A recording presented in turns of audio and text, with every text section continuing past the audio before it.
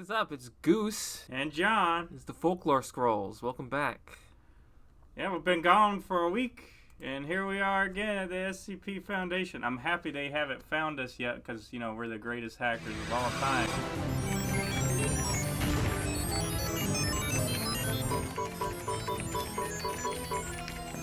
You're gonna burn, all right.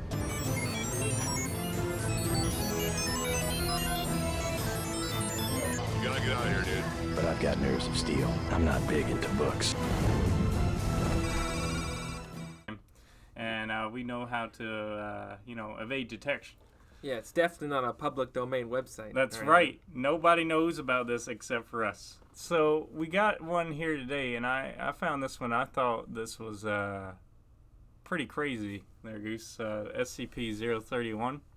Oh, yeah? And it says this one is a safe, object class safe. And if you've been watching us for a while, you would know all the different classifications, but it's safe and then... Euclid? Yeah, Euclid. Euclid, there you go. And Keter.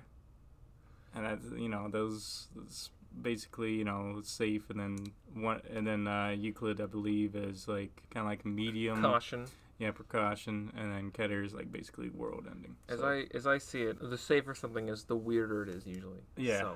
Yeah, pretty much. So today we got this one, and I think this one is going to be pretty crazy. It says special containment procedures for this one is to be contained in a standard, it's got humanoid, but that's crossed out, containment chamber located at Site 77. Wow.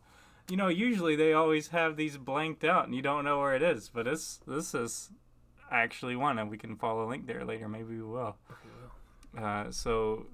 Yeah, it's Site 77's safe SCP wing.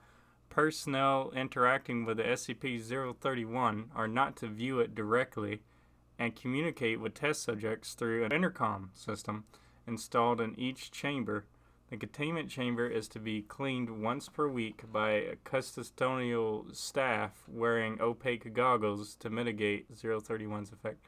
I guess Jim probably used to clean in there. Yeah, that's why he went crazy. It's too bad. It's too bad he's not around anymore. Poor Jim. Poor Jim. Anyways, who's Jim? What? Jim? I don't know Jim. Oh, yeah. Yeah. Men in Black. What? Flash. Moving on. Description. SCP-031 is an amorphous organism with a mass of 75 kilograms. SCP-031 is able to move at a pace of 3 kilometers an hour. How fast is that? Because I only know like American speed. Okay, that's about, I don't know. Is that like a walking speed? That sounds like a power. What was the normal walking speed for a person? It's probably a walking speed. Okay. We could probably research that later on. And leaves a trail of oil when it moves. It is only capable of rudimentary physical movement. Testing of recovered tissue samples has shown that SCP-031 is at least partially composed of human muscle and epidermal tissue. 31 is capable of reproducing human speech in any pitch or tone, although it is not currently known how SCP-031 biology produces them. Now, there is a picture here, and it says photograph of 031 discovered during initial containment. And it looks like a man-sized giant slug. Yeah. And this guy is like holding it and kissing it intimately. Or a potato. Yeah, it could just be a giant sweet potato. A little slimy, but potato nonetheless. Right. Let's see. Subjects directly perceiving 31 will see it as an individual the subjects knew and had a romantic attraction to at some point in their past. When made aware that it is being observed, SCP-31 will claim to be this person, and that they will have been left destitute by some event in their past. SCP-031 will use this to attempt and to persuade the subject to allow it to stay with them for an extended period of time, until it is able to return to a stable situation. This effect applies to all persons who view 31, and research has not determined an upper limit to the number of persons who can be affected by 31 at the same time. After inspecting the residence, 031 may attempt to start a romantic relationship with the subject, and if successful, it will begin living in their home. Several cases have been documented where 031 began to actively affect more than one subject at a time, eventually having a nest containing between at least 18 different hotel rooms containing subjects with some form of relationship with 031.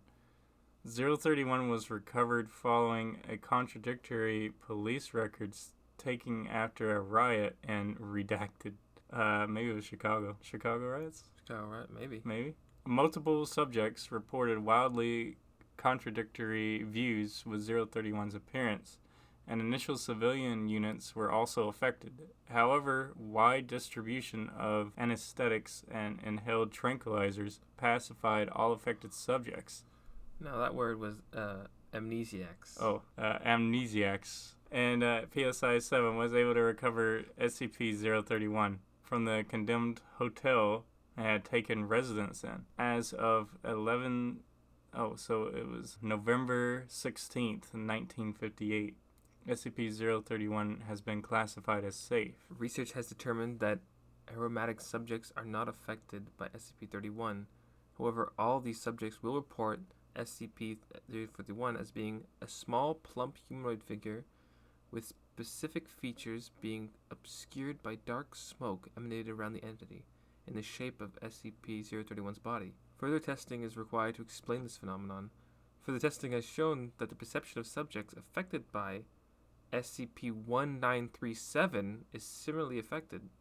So there must be something else that does almost the same kind of thing.